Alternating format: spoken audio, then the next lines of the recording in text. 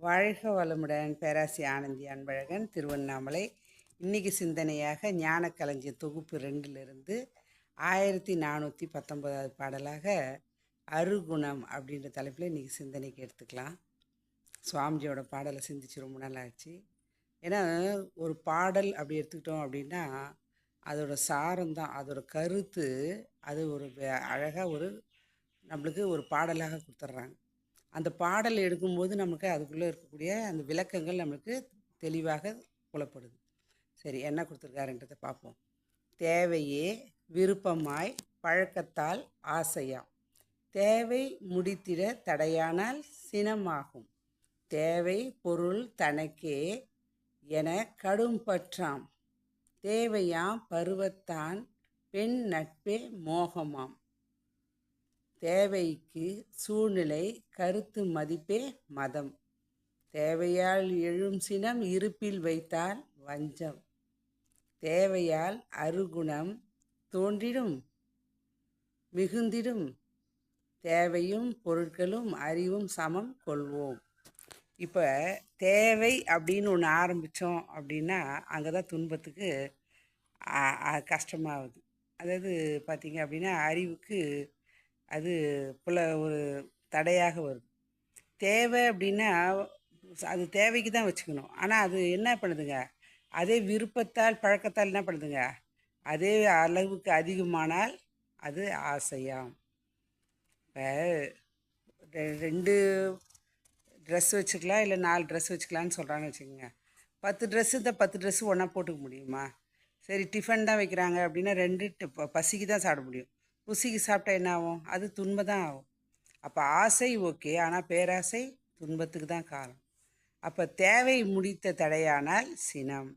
அப்போ தேவையை முடிக்கணும் அப்படின்னு சொல்லி நம்ம என்ன பண்ணுறோங்க, அது என்ன பண்ணுதுங்க, அந்த ஆசைக்கு தடை வரும்போது அதுவே சினமாக மாறுகிறது.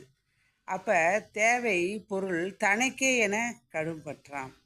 அப்போ தனக்கே வேணும் அப்படின்னு சொல்லி என்ன பண்ணுறாங்க, அந்த தேவையால் எழுந்த அந்த ஒரு எண்ணம் தான் அது கடும் பற்றாக மாறிவிடுகிறது. அப்போ தேவையே பருவத்தான் பெண் நட்பே மோகம். அப்போ பெண் மீது என்ன பண்ணுறாங்க, அது வைக்கும்பொழுது அந்த எண்ணம் என்ன நடக்குதுங்க, அதுவே மோகமாக மாறுகிறது.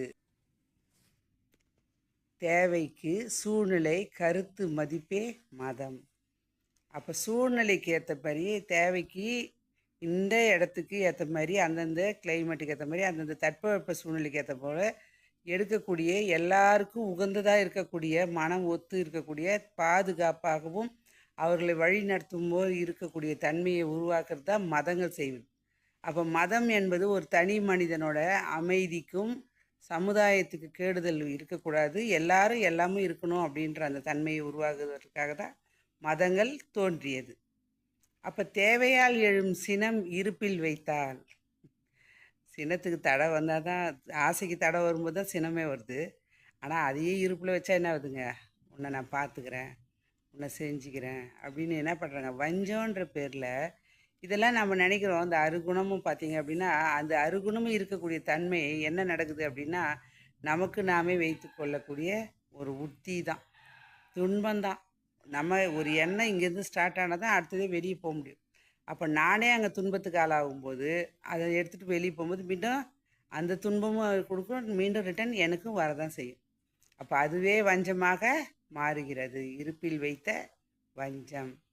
அப்போ தேவையால் அருகுணம் தோன்றிடும் மிகுந்திடும். அப்போ தேவையால் ஆரம்பித்த ஒரு விஷயந்தான் அது கிடைக்கலன்னு சொல்ல தடையாக இருக்கும்போது ஆசை தான், அது தடை வரும்போது சினமாகவும், அதே கடும்பற்றாகவும், ஒரு பெண் மீது போகும்போது மோகமாகவும், அதே பார்த்திங்க அப்படின்னா அந்த சூழ்நிலைக்கு ஏற்ற போல மதமாகவும், இப்படி எல்லா விதத்துலேயும் மாற்றமடைவது தேவை தேவை தேவை. அந்த தேவையில் நம்ம கரெக்டாக இருந்துட்டோம் அப்படின்னா, எது எனக்கு தேவையோ அது வாழ்க்கை நம்ம எடுத்துக்கிட்டோம் அப்படின்னா சிறப்பாக வாழும். அப்போ அதுதான் தேவையால் அருகுணம் தோன்றிடும் மிகுந்திடும், தேவையும் பொருட்களும் அறிவும் சமம் கொள்வோம். அப்போ தேவை வருது அப்படின்னா அதுவும் பொருட்களும் அறிவால் நம்ம கரெக்ட் பண்ணிட்டோம் அப்படின்னா வாழ்க்கையில் எல்லா வகையிலையும் அமைதி வெற்றி உயர்வு தான். அந்த விதத்தில் சுவாமிஜி அறுகுணம் ஆரம்பிக்கிற இடமே பார்த்திங்க அப்படின்னா அந்த தேவையால் தான். அந்த தேவையை நம்ம ஒழுங்கு பண்ணிட்டோம் அப்படின்னா எது எனக்கு தேவை, எது எனக்கு தேவையில்லை. எனக்கு வந்து துன்பத்தை கொடுக்கக்கூடியது அனைத்தும் தேவையில்லை. எனக்கு இன்பத்தையும் சமுதாயத்துக்கு நலத்தையும் கொடுக்கக்கூடியது தான் தேவை அப்படின்ற விதத்தில் எடுத்துட்டோம் அப்படின்னா அறுகுணத்தை நாம் சிறப்பாக முறைப்படுத்தி கொண்டு வாழ்க்கையில் எல்லா வகையிலும் அமைதி, வெற்றி, உயிர் பெறுவோம் என்று சொல்லி அது இன்னொரு தடவை பார்க்கலாம். அறுகுணம் எப்படி மாறும் அப்படின்றத மீண்டும் சந்திப்போம், சிந்திப்போம். வாழ்க வளமுடன்.